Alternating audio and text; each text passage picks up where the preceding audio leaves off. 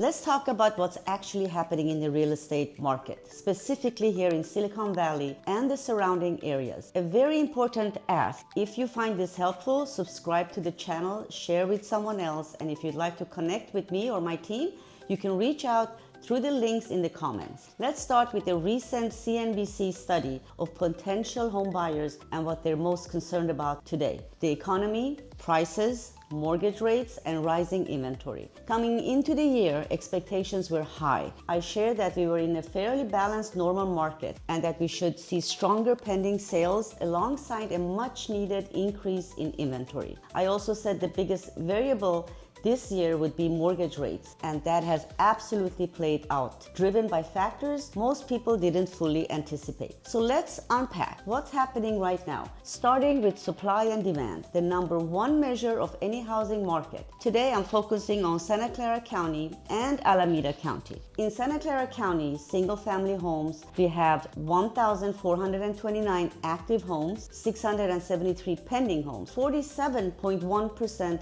absorption rate. Two other segments, 3+ bedroom townhomes and condos, we have 386 active, 144 pending, and 37.3% absorption rate. 2 and 1 bedroom townhomes and condos, 672 active and 162 pending. That's 24% absorption rate. In Alameda County, we have single-family homes, 1,253 active homes, 675 pending homes. That's a 53.9% absorption rate. The other two segments, 3+ bedroom townhomes and condos, we have 289 active, 105 pending.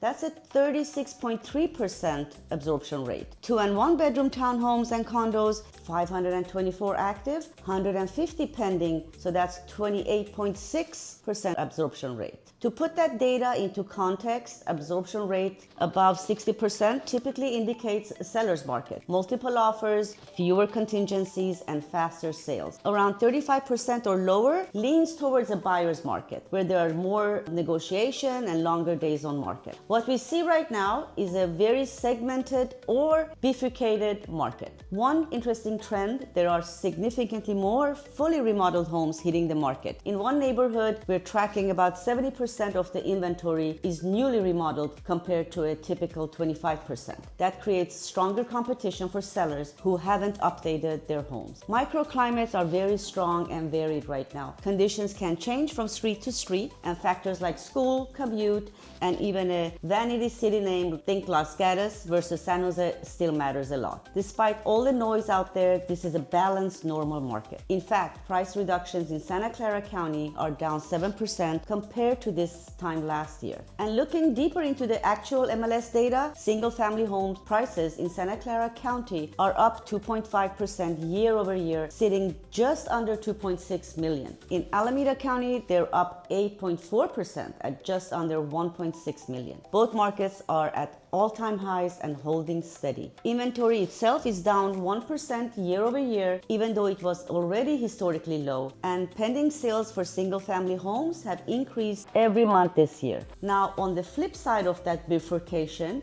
townhomes and condo prices are down year over year, 4% in Santa Clara County and 5.3% in Alameda County. They're at both their lowest average prices of the year and the lowest we've seen in about 3 years. That tells a very clear story. With higher interest rates, entry-level and first-time buyers are the most impacted. But that also creates opportunity. There are strategies right now like negotiating seller-paid rate buy-downs that can significantly improve affordability. That's often a win-win for both buyer and seller. As far as affordability, on a $2 million mortgage in the Bay Area compared to mid-2025, buyers today need roughly $22,000 less in income to qualify at a similar ratio, and that payment is about $500 less per month. At the same time, wages in the Bay Area have increased year over year. On the economic side, unemployment is holding steady at 4.3%, and 172,000 jobs were added nationally in May, well above expectations. That trade-off is that the rates are unlikely to drop quickly. One more important concept: the waves of the market. When things heat up, demand typically moves in this order: single-family homes, 3+ bedroom townhomes and condos, then 2-bedroom townhome and condos, and then 1-bedroom townhome and condos. When things slow down, it reverses. Right now, what we're seeing is a market that is stable. It's not overheating, it's not crashing.